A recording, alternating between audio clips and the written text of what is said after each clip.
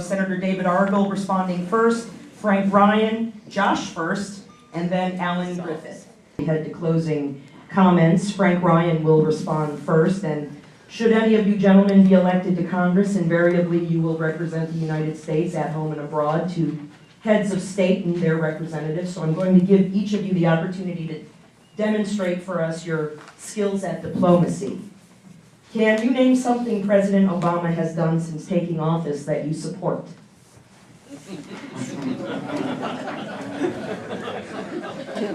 Yes. Question. When you look at his concern relative to the national concern about obesity in children and our citizens, I have to applaud that effort because I personally believe where the healthcare system is concerned, the importance of personal responsibility is absolutely so critical. When you take a look at the healthcare system, it's broken in so many ways. I don't believe this current legislation will do it, but I think he's got the right idea by saying that we need to be accountable for ourselves. We need to understand what we need to do to get a better hold ourselves on our individual health needs, to look at this obesity crisis, and to work continuously in that effort to streamline the entire system, and again, everything relative to our diets and things of that nature. Thank you very much, Frank. Josh first. Yeah, I got really excited when you said talk about diplomacy, because at one time when I worked in Washington, I did have a diplomatic passport, and I did use it to travel around the Middle East a little bit and represent the U.S. government on some neat projects. But this is much more challenging, admitting that I agree with something that President Obama has done. And it took all my powers of imagination and charity to think hard while Frank was speaking. Thank you, Frank, for buying me the time. I needed it. I tried to do that, Josh. That was my call out, right?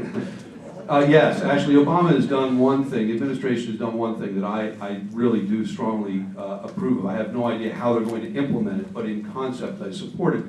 And that is the emphasis on open space conservation, hunting lands conservation, and national parks and state parks conservation. We treat our open space as though it is unlimited. It is the downside of being in a frontier nation. We always believe that the frontier is somewhere over the next hill, and all this land is available for development and using. We use it in a profligate manner. I do not support that. As an outdoorsman, a hunter, and a conservative whose values are deeply rooted in the rural landscape I grew up in, we need to conserve our rural landscape so that future generations will have all of the benefits of the natural resources that we grew up with. Josh, thank you. Allen Griffiths.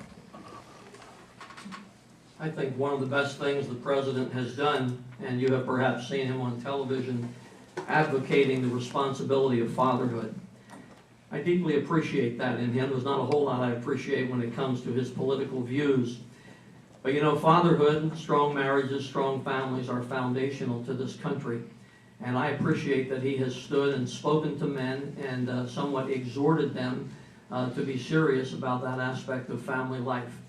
You know, just about every situation you can trace that we face domestically in terms of social issues, whether it be crime of the sense of robbing and murdering, or whether it be drug abuse, or whether it be kids dropping out of school, or any of those kinds of things, you can trace it back time after time after time to the broken family.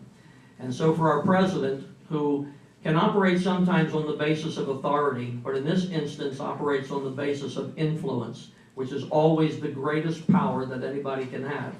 When someone like that speaks to fatherhood and to family, it is very, very powerful.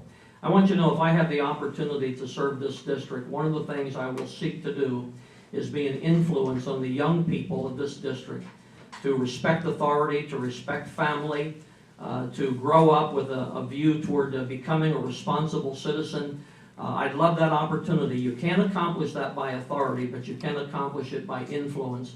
And I want you to know I will seek to be the strongest influence I can be on the young people of this area. Thank you. And Mr. Argall, you've had the benefit of all this time now to think of something. My answer is going to sound a lot like Allen, because I do very much appreciate this president's ability, first as a candidate and now as an elected official, to reach out to young people. I mean, you look at him when he goes into a high school, look at him on a college campus. They treat him like a rock star because he really has, I think, been able to reach out to that audience. Elected government ought not just to be about people in, their 40s, their 50s, their 60s, their 70s, their 80s, and so I think he's done that well. I will say one of the women that is in my one of my mailings, Jean Hafer, is well into her 80s. In the 1960s, her title was Den Mother. Well, in the 90s, I became a Den Mother, but by then, fortunately, the title was Den Leader.